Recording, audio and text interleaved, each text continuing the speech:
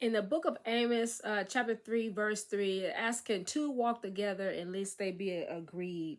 Can two walk together except they be agreed? Can you walk with somebody and you guys not be agreed? It is the hardest walk of your life. I'm talking to somebody who want to be married. I'm one of them people too. So you're not alone. Just so you're not, no, you're not an island. There's plenty of us who desire to be married, but we also don't want to be just with anybody because we can't. So can you walk with somebody if you guys don't agree? People are doing that and they live in the most horrible marriage, the most horrible life. Us who love God is not supposed to be with somebody who's not equally yoked, somebody who don't have the fear of God, somebody who don't love God. That is really not the person that God will give you. Can you get yourself your own self man and your own self woman? You absolutely can. But you would rather get something and wait till God bless you with what God will want you to have, for the simple fact you want harmony in your relationship. You want your mate to be able to understand that sometimes you got to get up out the bed and pray in the middle of the night, and not have a person that's your partner that is mad at you because you decided to get up out the bed and pray. But a person who may get out the bed and pray with you, or lay in the bed and pray, whatever it takes, but they're on your team. They're not calling you names. They're not mad at you.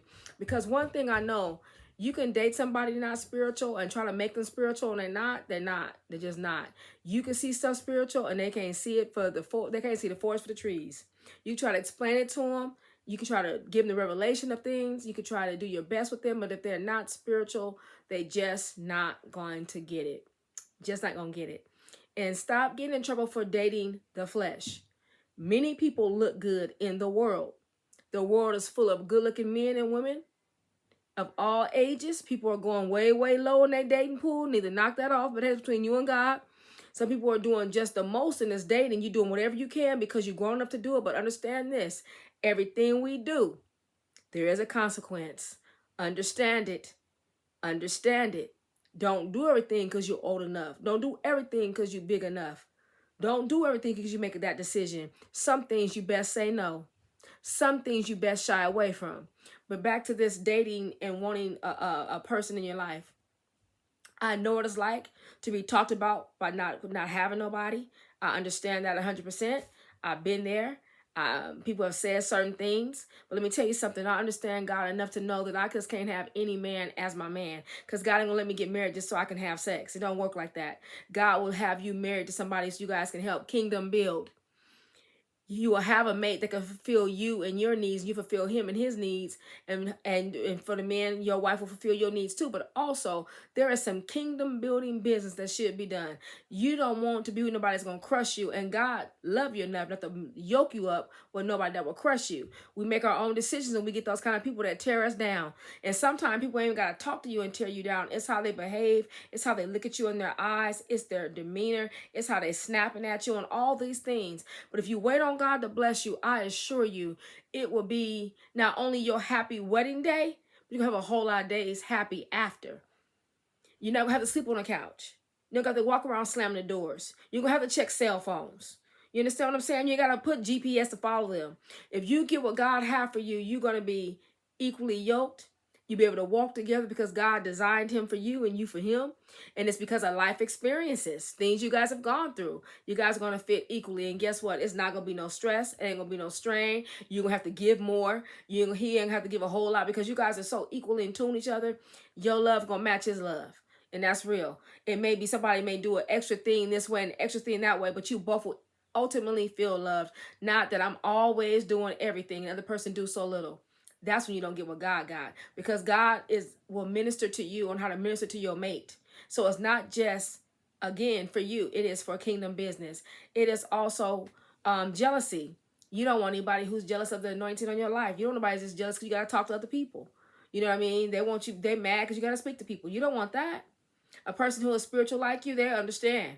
And sometimes they'll get on the same team or they'll step back and pray because they understand it's not just about you as a couple. It is about what you can do for the kingdom.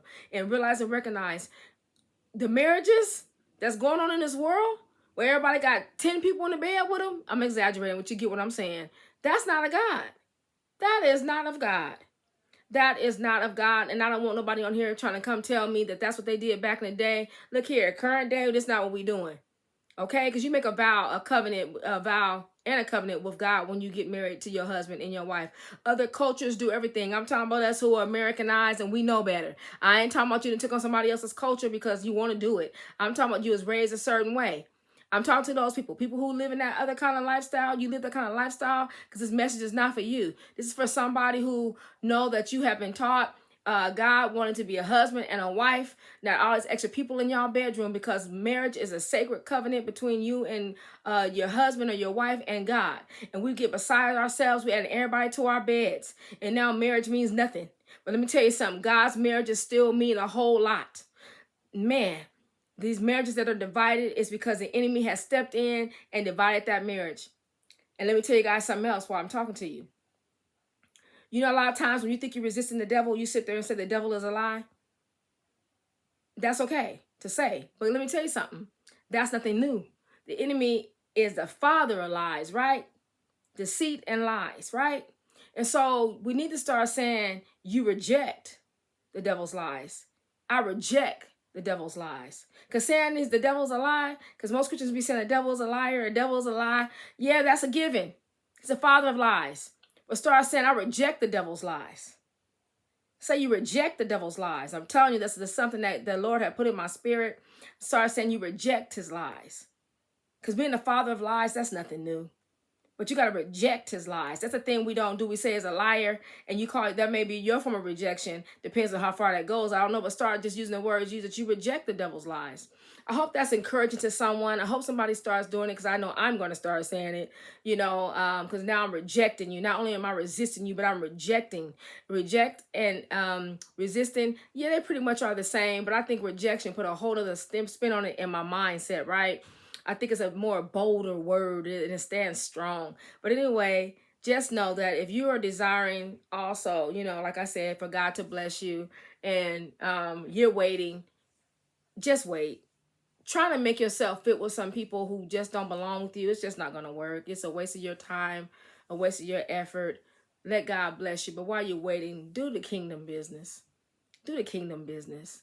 And that means even if you're not preaching in front of people, even if you're not witnessing to people because God haven't given you that authority yet, be praying more. There's so many things to pray about. There's so many things to talk to God about. There's so much reading to do. There's so much fasting to do. There's so much intercession that people need on so many levels, And so there's so much to be done. Not just go to work day in, day out and ask God for stuff, but sometimes just step back and just do God's business and let God meet the things that we desire.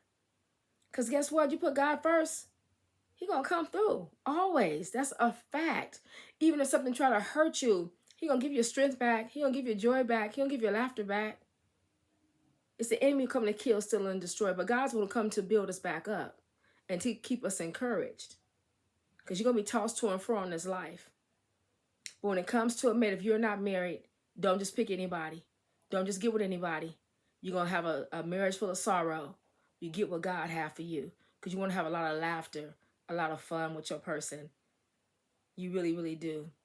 People are killing their mates because they don't want to be with them no more. Because they didn't get what God had for them. Because if you got what God got for you, you guys would be together. He wouldn't be beating you. He wouldn't be calling you names. He wouldn't be tearing you down. And she wouldn't be doing those things to you either. You're going to walk in harmony because you desire to walk in harmony because that's what God would have you to do. Because your love would be so big for God that you do everything you can equally to try to love on each other. It's not have to be one-sided. When you love like God asks us to love, you be encouraged, you be inspired and know that God got you. And if God so desired not to bless you with a husband or a wife, if that's what you desire, just kingdom build then. At least you've been and met one of the biggest desires that God had for you for your life. And if God see fit to get you married, don't marry just a shell. Pretty shells come a dime a dozen. Literally. You want to marry a good soul. A good person that's good on the inside. And if God give you both, good looking, and got a good soul, you won. You winning.